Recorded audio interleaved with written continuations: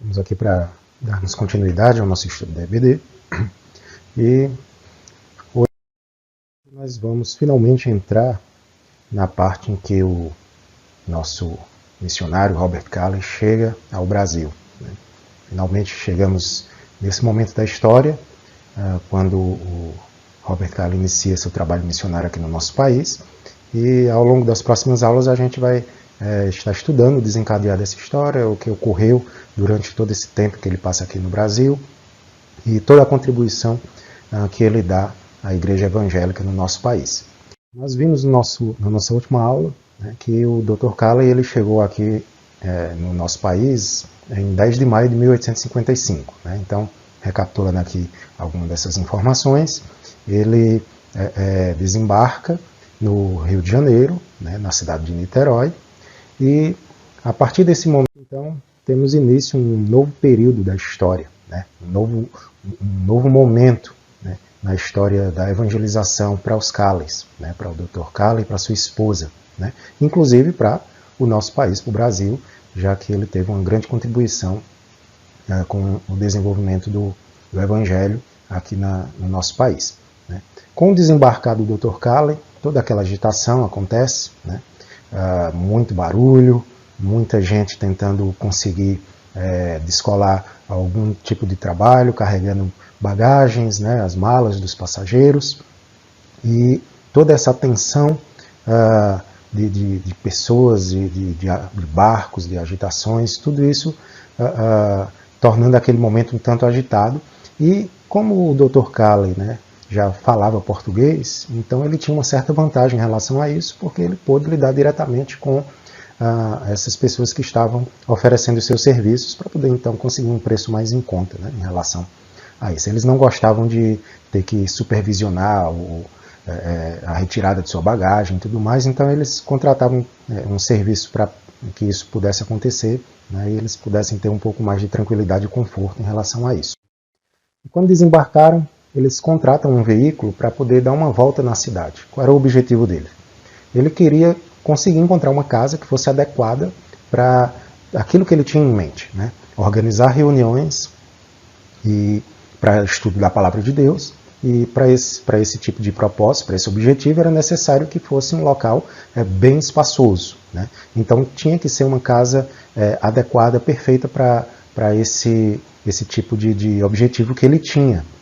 Então ele deu uma volta ali na cidade, tentando procurar esse local, mas infelizmente ele não teve sucesso, né? Ele não achou o local adequado que de fato pudesse agradá-lo em relação ao objetivo que ele tinha de desenvolver reuniões, um lugar com bastante espaço e tudo mais. E acabaram então se hospedando em um hotel chamado de Far Oaks, tem aí na imagem, vocês podem observar, né? Que fica de frente para o mar, né? Não era muito longe do local onde eles desembarcaram. A princípio, a cidade ela parecia bonita, né? Só que quando eles olharam mais de perto, infelizmente não era exatamente aquilo que eles pensavam, né? Não se passou uma boa impressão, né? Era bem desagradável, eles ficaram desiludidos com o que aconteceu em relação à expectativa que eles criaram com a cidade em que eles haviam desembarcado, né? Já que se encontrava numa região que era a capital do país no momento, e se decepcionaram, porque o local, embora parecesse bonito, as montanhas e tudo mais, quando eles chegam, eles têm toda aquela visão, né, da orla e tudo mais, só que a cidade em si não era o local adequado. Havia muitos prédios velhos, de aparência feia, as ruas apertadas, né, e além disso, outros também desagradaram bastante, né, além das ruas serem mal pavimentadas, né? Durante a noite elas não tinham uma iluminação adequada, né? Eram lampiões a gás que ofereciam a iluminação da cidade, mas não eram suficientes para dar uma boa luminosidade, né? E Além disso tudo, não havia saneamento básico, né? Não tinha encanamento de esgotos, isso fazia com que o esgoto corresse a céu aberto, né? E deixava as ruas com um odor muito desagradável, né? Somente quando chovia que isso era lavado, então não era algo que era corriqueiro. Consequentemente, a cidade ela tinha um cheiro muito ruim, né? E tudo isso deixava o ambiente bastante desagradável, né? Eles não conseguiram encontrar a casa que eles queriam para suprir as suas necessidades, né? E, de fato, se decepcionaram bastante com a chegada aqui no nosso país, né? Infelizmente, não causou uma boa impressão à primeira vista, né? Quando eles se instalaram no hotel, tanto o Dr. Calley quanto a sua esposa fizeram uma avaliação da situação, né? Havia muito calor, né? Muita umidade, moscas, mau cheiro. A gente sabe que essa falta de saneamento também contribui para o desenvolvimento de doenças, para a proliferação de mosquitos que podem trazer doenças como a febre amarela. E a gente vai ver que isso acontece sim nesse período em que eles se encontraram aqui no nosso país, né? E todo esse desconforto, né, os fizeram repensar sobre a ida deles, né? Vocês podem observar aí no slide que eles descobriram mais tarde que esse hotel que eles estavam hospedados se encontrava próximo do lugar onde escravos jogavam lixo e esgoto, né, sobre o mar. Então eles sentaram-se em silêncio, né, e sabiam exatamente o que é que cada um estava pensando, o que é que se passava na cabeça deles. Por que que nós estamos aqui? O que é que nós viemos fazer aqui, né? Será que a gente vai conseguir se acostumar com esse calor, né?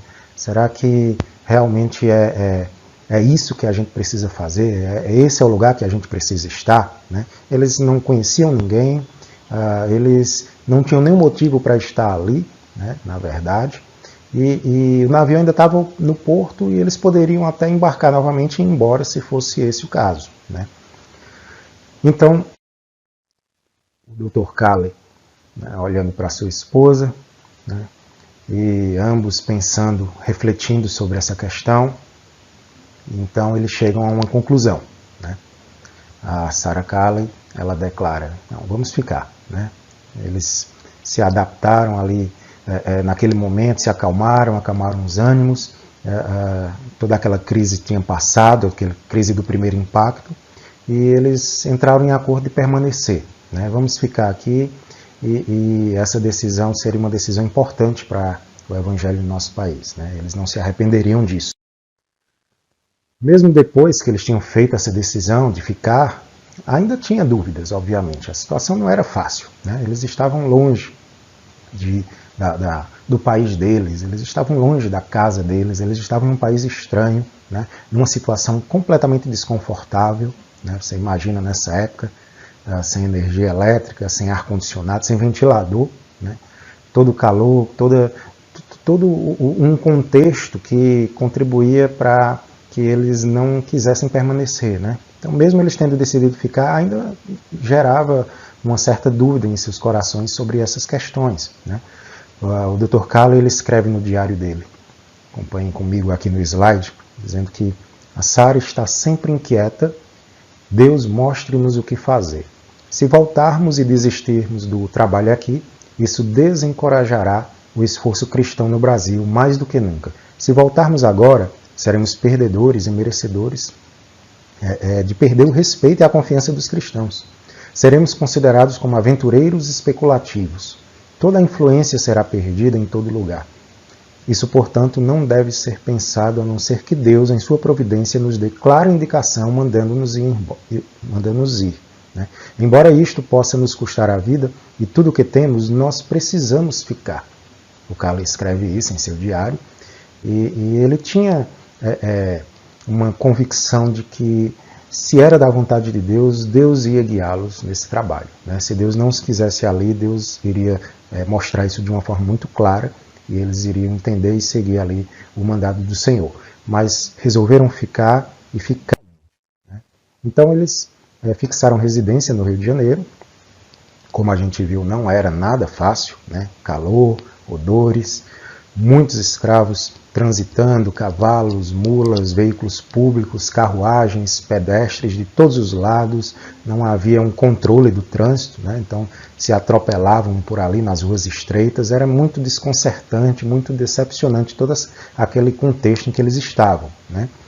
Eles tinham cartas de apresentação que foram dirigidas a várias pessoas, né, para que eles pudessem conhecer por ali, e sempre que eles iam se apresentar a esses indivíduos, eles levavam presentes que eles tinham preparados exatamente para esse momento, que era um relógio de ouro, né? Tinham sido trazido especialmente para esse propósito. E enquanto eles prosseguiam com esse trabalho, eles acabaram conhecendo alguém que se tornou um amigo do casal, né? E também que seria de grande ajuda, que foi o Dr. José Martins da Cruz Jobim, né? Este indivíduo que se encontra aí na ilustração, ao lado.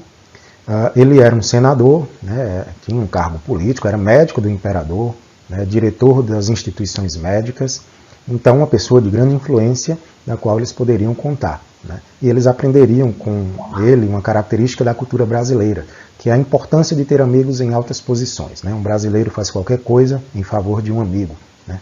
E de fato essas amizades elas foram importantes no trabalho dele, porque o ajudaram muito no seu trabalho missionário aqui no nosso país. Só que tinha um assunto importante que continuava pendente, né?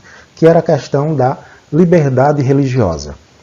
Os britânicos, que já estavam bem estabelecidos no Brasil, né, e os colonizadores, principalmente alemães e suíços, eles foram convidados pelo governo para ocupar e cultivar os vastos territórios do interior, né? E aí eles exigiam que pudessem gozar de liberdade para poder adorar de acordo com seus ditames, né, com aquilo que regia a religiosidade deles, né? E, de fato, né, esse processo todo foi chamado na história de branqueamento, né, já que o Brasil era uma mistura de índios, de portugueses, de africanos.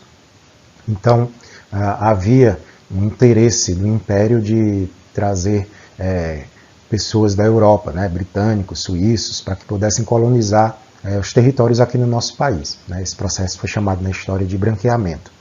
E esses europeus que vieram para cá, né, de religião protestante, eles queriam ter a liberdade de poder adorar, né, de poder realizar os seus cultos aqui no nosso país. Eles já tinham defendido essa causa nos Estados Unidos, né, e agora eles queriam que isso também acontecesse aqui no Brasil. Só que a gente sabe que a Igreja Católica, como religião oficial do Império, né, não ia deixar isso acontecer de uma maneira muito fácil. Então, ela se opunha altamente a essa questão de liberdade religiosa, né? Ela não estava muito adepta a essa questão, né? Os britânicos, que formavam colônias cada vez maiores nas grandes cidades, eles insistiam que eles queriam ter o direito de poderem ter capelães da Igreja da Inglaterra para poder ministrar as suas necessidades espirituais. Só que a oposição da Igreja Católica era cada vez mais ferrenha, né? Eles eram inflexíveis nessa questão de permitir que qualquer igreja protestante entrasse aqui no nosso país sob qualquer pretexto. Então os britânicos finalmente ganharam essa causa quando um velho sábio, dignatário de uma comunidade católica, se torna aliado deles de maneira involuntária, né? E ele sabiamente lembrou seus colegas clérigos, né, da Igreja Católica de que os britânicos eles sempre lutavam por alguns questionamentos. Quando eles conseguiam o que eles queriam, eles acabavam negligenciando aquilo, deixando de lado e esquecendo. Então, por que não deixá-los conseguir essa liberdade religiosa que eles almejavam? Mas depois, na ideia aqui desse clérigo, né, os britânicos iriam acabar esquecendo depois de conseguir o seu objetivo e iam acabar deixando de frequentar os seus cultos, né? Então, não ia dar em nada, na opinião deles. E aí foi então colocado um tratado, foi redigido um tratado entre os governos britânicos e brasileiro, de forma que uma capelania foi estabelecida em cada colônia britânica. E aí foi estipulado alguns pontos, né? O que é que as igrejas não deveriam fazer? Primeiro, elas não deveriam ter a aparência externa de um lugar de adoração. Não poderiam ter a aparência de uma igreja, né? Aqueles templos suntuosos da Igreja Católica, né? Ou qualquer capela que lembre uma igreja, não deveria, em hipótese alguma, ter esse aspecto no caso das igrejas dos britânicos, né? sem sinos, torres, vitrais nas janelas, né? E, acima de tudo, eles não deveriam tentar converter os brasileiros. Sob nenhuma hipótese, não deveriam tentar converter os brasileiros. E aí, então, foi estabelecido esse decreto, né, dando permissão, dando essa liberdade religiosa para esses colonizadores. Mais tarde, os luteranos, eles também conseguiram, né, uma concessão para que as colônias alemãs, as colônias luteranas, né, elas pudessem desenvolver a sua liberdade religiosa aqui no país, né. Só que, embora o protestantismo tivesse chegado aqui no Brasil, né, ele não chegou como uma força militante, né. Tinha tido um reconhecimento oficial, mas o testemunho da Igreja Cristã ela tinha sido anulada por todas essas restrições que foram impostas em relação a essas proibições, né, de tentar converter qualquer brasileiro, não ter nenhuma aparência de igreja, todas essas questões aí, né. Como resultado desta interferência, nem a Igreja da Inglaterra, nem a Igreja Luterana, elas tiveram qualquer participação na evangelização do nosso país, né. Então, até então nós não tínhamos uma igreja de fato evangélica brasileira, né? Não tínhamos aqui uma ministração, uma pregação do evangelho no nosso país para tentar alcançar os brasileiros, né? Quem de fato vai trabalhar nessa questão é o Calley, como nós vamos ver de agora em diante. Qual era então o ambiente do Brasil que Calley encontrou para poder introduzir o evangelho? O que é que nós tínhamos aqui? Qual era o contexto da nossa região? Com relação ao clero, né?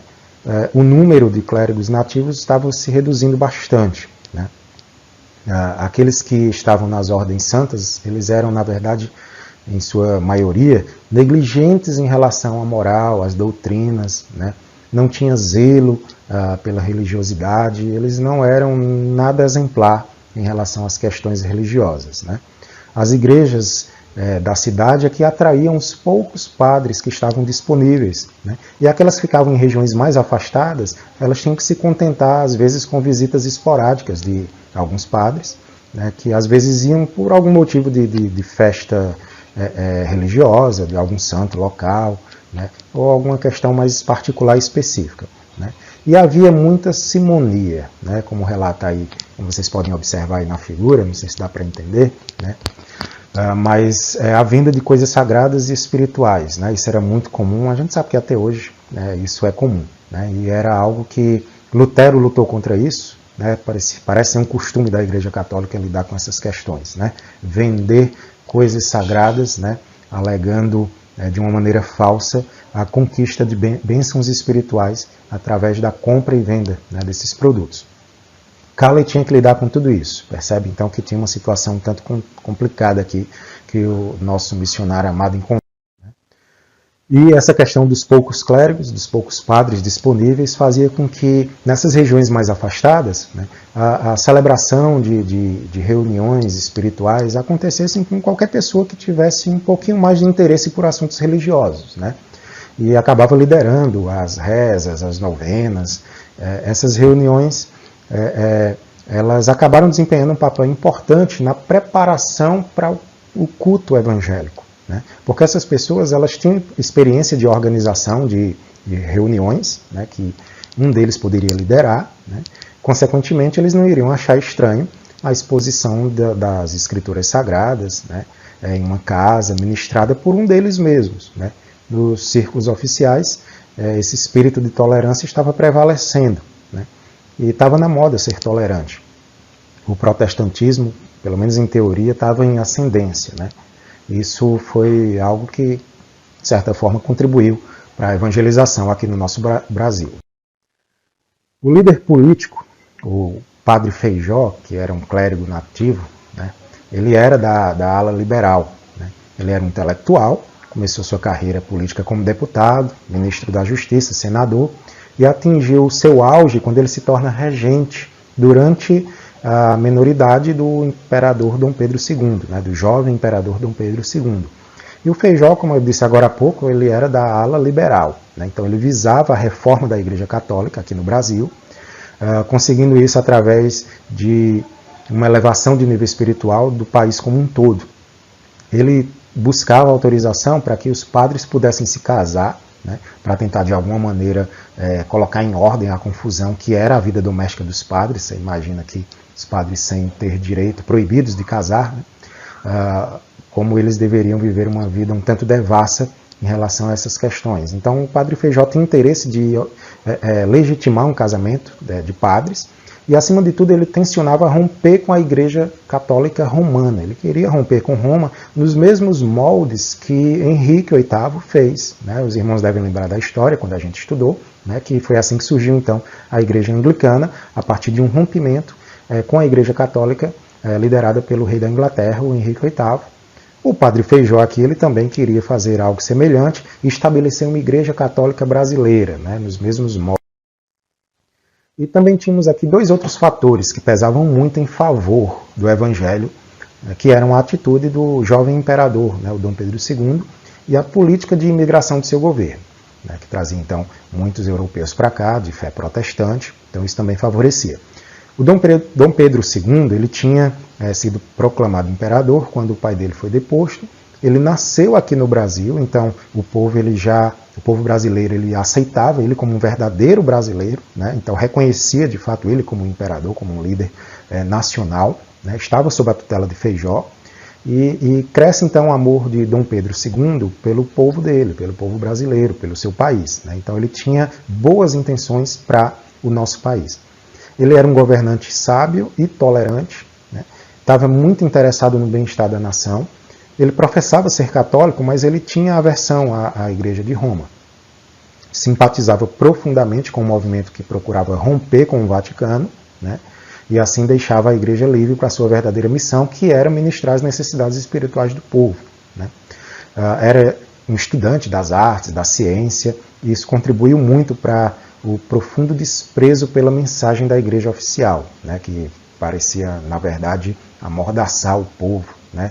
Impedir que o povo tivesse acesso ao conhecimento. Esse é costume da Igreja Católica, e o Dom Pedro tinha aversão a isso. Ele acreditava no evangelho social, né, numa igreja que apoiasse o governo nos esforços de combater os males sociais, melhorar o nível de vida da população em geral, né, e caso ele tivesse liberdade para agir de forma completamente independente, com certeza ele teria transformado cada padre e frade num professor, num tutor, né, cada oficial do exército num cientista, num engenheiro, trazendo aqui para o nosso país ganhos, né, de conhecimento, ganhos de nível social, né. Ele não costumava receber muito povo, mas em certos dias ele recebia uns súditos mais pobres que queriam levar as suas problemáticas, né, suas reclamações para ele, né. Então ele dava uma certa atenção sim ao povo, né. Ele tinha uma preocupação muito social. E alguns dias antes da chegada do Dr. Calley, o imperador, ao discursar no trono, na abertura da Terceira Assembleia Nacional, ele disse o seguinte: o meu governo dará atenção especial à promoção da colonização, da qual o futuro do país depende. Né? Ele estava se assemelhando aqui a países protestantes, né, que tinham essa política de crescimento do país. Né? A gente, estudando a história de países como os Estados Unidos, a gente vê que havia essa liberdade, os protestantes chegaram lá, ele tinha essa liberdade de promover crescimento, né? E assim aconteceu, né? Tornando o país, como os Estados Unidos, um país bem desenvolvido, né? E o Dom Pedro ele tinha essa mesma ideia, né? Ele queria trazer esse mesmo tipo de pensamento aqui para o nosso país, né? Tomando como exemplo a sábia política colonial dos Estados Unidos, né? Com sua liberdade de adoração, de consciência, a igualdade de direitos civis, políticos. Algo que, de fato, se tivesse acontecido, né, talvez o Brasil pudesse ser um pouco diferente. O Kidder, os irmãos devem lembrar que o Kidder é o autor de um livro que o Robert Calley leu, né, que foi o livro que estimulou ele a querer vir para o Brasil. Né. O Kidder ele veio para o Brasil como vendedor ambulante de livros religiosos, né, e escreve então seus relatos da sua experiência aqui no Brasil, e o Calley lê a respeito e se interessa para vir para cá, né? De forma que, coincidentemente, ou não, pela providência de Deus, na verdade, né? Foi requisitado vendedores para cá, então assim o Calley acaba vindo para cá com sua esposa. Né? E o que ele estava correto em seu resumo da situação do Brasil, né? Da forma como ele compreendia, que em nem outro país católico romano no mundo haveria um espírito tão tolerante. Havia uma certa tolerância aqui, né? E ainda assim, embora o Dr. Calley ele poderia dizer como Paulo, né, que uma porta grande e oportuna para o trabalho se me abriu, mas ele poderia acrescentar aqui a frase que há muitos adversários, né, havia uma porta aberta aqui no Brasil, mas não eliminava os adversários que iriam se opor à pregação do Evangelho. Então, os Calleys, eles acabam se mudando para um hotel distante da praia, né? Aquele primeiro hotel não foi muito legal, né? Muito odor, esgoto a céu aberto, muito calor, moscas, possibilidade de doenças e tudo mais. Então eles acabam se mudando para o Hotel dos Estrangeiros. Ficava na Praça do Catete, como vocês podem observar aí nas imagens, nas fotos, né? Consegui algumas imagens para ilustrar. Tinha um clima mais saudável, uma vida mais tolerável. E a preocupação mais importante era conseguir uma casa adequada. Calley ainda não tinha conseguido uma casa para alugar. Ele precisava, né, conseguir essa casa, tinha que ser uma casa apropriada para o status social deles, né? Tinha que ficar numa das áreas mais saudáveis da cidade, ter um cômodo grande o suficiente para acomodar as reuniões que ele tinha interesse em fazer, e o não menos importante, tinha que ser de fácil acesso, né? Tinha que ser facilmente acessível, né? E os Calleys andaram por toda a cidade na esperança de encontrar esse local ideal, mas infelizmente eles não encontraram a casa adequada que eles tanto queriam. E aí o doutor escreve em seu diário, mais uma vez aqui relatos do diário do Dr. Calley, né? A Sarah desanimou, parecemos não estar fazendo nada por nós mesmos ou pelos outros, estamos inertes e inúteis, sem nos comunicarmos com ninguém, talvez pudéssemos ser mais úteis em casa. A memória, o coração e o nosso próprio julgamento parecem estar vacilantes. Naturalmente, todo esse sentimento que eles estavam tendo, né, que eles estavam produzindo em relação a tudo isso, era normal, era aceitável diante de toda a situação. Eles ainda não tinham de fato começado o trabalho deles como eles gostariam, devido a todos esses empecilhos, né? E eles também queriam permanecer incógnitos, ou seja, eles não queriam se colocar em evidência, eles não queriam chamar a atenção. Calley já tinha vivenciado na Ilha da Madeira, né, um contexto que o ensinou que ele deveria realizar um trabalho de uma forma mais cautelosa, né? Então aqui no Brasil eles esperavam realizar esse trabalho de uma maneira mais cautelosa, né? Mas ele acaba sendo imediatamente reconhecido e saudado por um dos seus antigos pacientes lá na Ilha da Madeira, né? Agora ele já não estava mais escondido, né? Com certeza a notícia ia se espalhar bem rápido, né? O lobo da Escócia havia chegado ao Brasil, né? Ele não poderia mais passar desapercebido. Os Calleys tinham sido assegurados por alguns conhecidos brasileiros que eles encontrariam na cidade vizinha, Petrópolis, que era situada no alto das Montanhas dos Órgãos, aquilo que eles não tinham encontrado no Rio, né, a casa adequada que eles gostariam, né. O Rio de Janeiro não era exatamente o lugar mais saudável para se viver, né. O saneamento básico era inexistente, como eu já tinha comentado, a água era escassa, clima pesado e úmido, né, e com a chegada da estação quente, o clima se tornou mais sufocante, né? E a febre amarela e a febre tifoide começaram a fazer inúmeras vítimas, né? Como eu disse, essa questão de falta de saneamento contribuiria para o desenvolvimento de algumas mazelas, e a febre amarela acaba vindo a surgir, né, em meio a todo esse clima. Então o Rio de Janeiro não era o local mais adequado, né?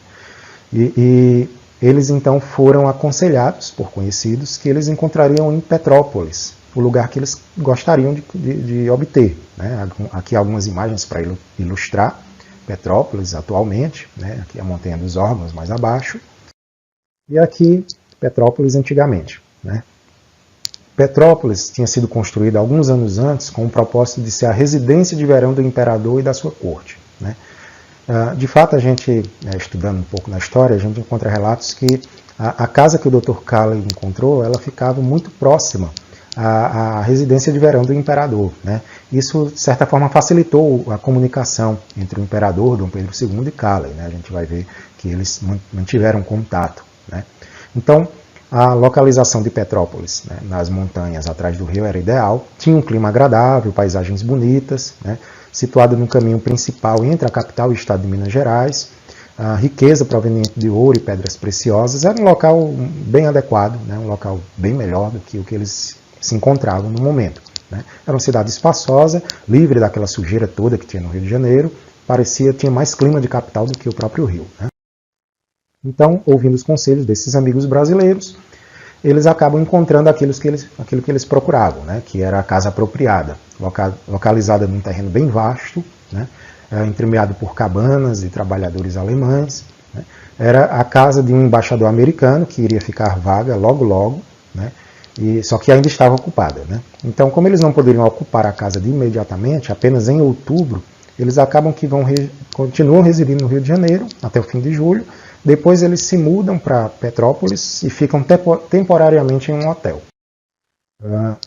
Eles se tornaram conhecidos de muitas pessoas, né? O status social, além da influência linguística deles no alemão, no português, no inglês, deu uma grande vantagem, né? Só que tinha um certo obstáculo, né? A alta sociedade brasileira já estava suspeitando deles, né? Lembram que ele foi reconhecido por um ex-paciente dele lá da Ilha da Madeira.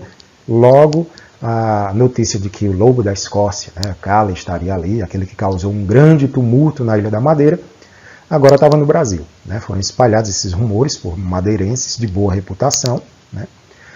Que Cala tinha sido expulso da Ilha da Madeira, então era alguém indesejado, um causador de problemas, então ele não estava sendo muito bem visto pela alta sociedade brasileira, né? E Dr. Cala, ele era, antes de tudo, missionário, um embaixador de Cristo, né? Tinha um dom para o evangelismo pessoal, ele tinha muita facilidade em começar uma conversa sem nenhum embaraço sobre o evangelho, né? E fazia em toda e qualquer circunstância, né? Com relação ao ministério público, ele ainda estava cauteloso, né? Como eu citei agora há pouco, as experiências que ele teve lá na Ilha da Madeira, né, tinham ensinado a ele os perigos de uma confrontação direta com as autoridades, sejam elas eclesiásticas ou civis, né? De forma que, nesse estágio inicial do ministério dele aqui no Brasil, ele estava evitando a realização de qualquer tipo de culto formal, né, para não ter que bater de frente. Ou seja, Cala estava sendo cauteloso, né, muito cauteloso, para poder as coisas aqui darem certo. E aí eles começaram exatamente onde estavam, na situação em que se encontravam. Os filhos das famílias protestantes, né, suíças e alemães, que estavam lá na região onde eles estavam morando agora, né, assim como os filhos dos britânicos e dos americanos, eles precisavam de uma escola dominical para que pudessem aprender sobre as histórias da Bíblia, né? Então, alguns dias após a chegada deles, lá na verdade aqui no Brasil, né, e mais especificamente lá em Petrópolis, em 19 de agosto de 1855, a senhora Calley, ela junta os filhos do embaixador americano, né, e os de uma família inglesa, num cômodo lá da casa, e então conta para elas a história de Jonas, né, do profeta Jonas. Esse dia é considerado um dia histórico, né, é registrado como um dia histórico para os congregacionais. Aqui foi a primeira escola bíblica, né, dominical, congregacional, que acontecia em solo brasileiro, e desta escola originou-se a denominação evangélica congregacional. A gente tem aqui um embrião da igreja congregacional evangélica aqui no nosso país, certo? Com essa realização dessa primeira escola dominical, né, que acontece em 19 de agosto de 1855. Né? Chama a atenção aos irmãos para essa data em especial, que é um dia importante para nós congregacionais. E aí, o poderoso rio de águas vivas, que agora estava correndo livremente pelo Brasil, teve seu início nessa pequena reunião lá em Petrópolis, né? E a missão dos Calleys no Brasil então tinha começado. Nesse domingo, né, teve a escola dominical. No domingo seguinte, né, os Calleys, eles já de posse no seu novo lar, começaram um trabalho, né? Desenvolveram um padrão estabelecido de um trabalho missionário ali na sua própria residência, né? As crianças alemãs, elas se encontravam às 3 horas da tarde, isso no dia de domingo, né, à tarde, para estudarem a Bíblia, né, a escola dominical. Então, à tarde, as crianças, um pouquinho mais à tarde, os alunos portugueses e brasileiros se reuniam, finalmente os ingleses e americanos, né? E uma classe de mais ou menos 40 pessoas, né, nessa turma de ingleses e americanos. O Dr. Calley, ele também não estava perdendo tempo, não. Ele estava começando aqui o seu trabalho e reuniu na casa dele um grupo de homens para estudo bíblico todo domingo à tarde, né, e no mesmo dia ele se reunia também com um grupo de negros. A cultura da época não permitia que escravos, né, se sentassem juntamente com seus senhores. A própria Igreja Católica tinha essas distinções raciais, né?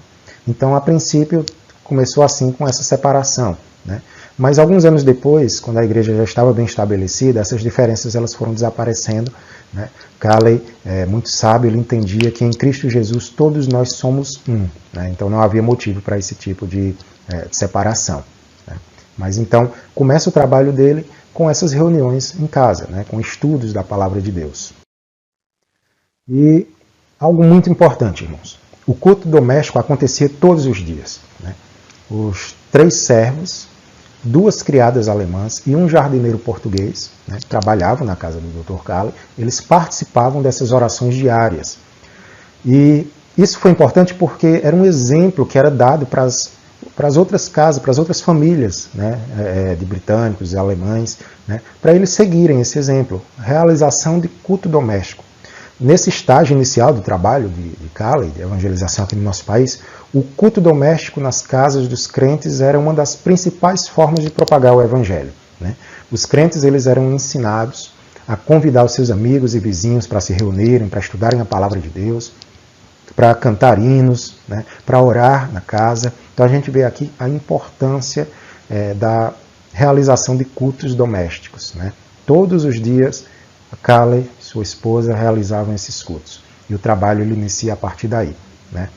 E a gente vai ver todo o deslanchar da história do trabalho missionário de Calley, né? Eu vou ficando por aqui na nossa aula, né? Já temos mais de 30 minutos de aula, não queria deixá-la muito longa.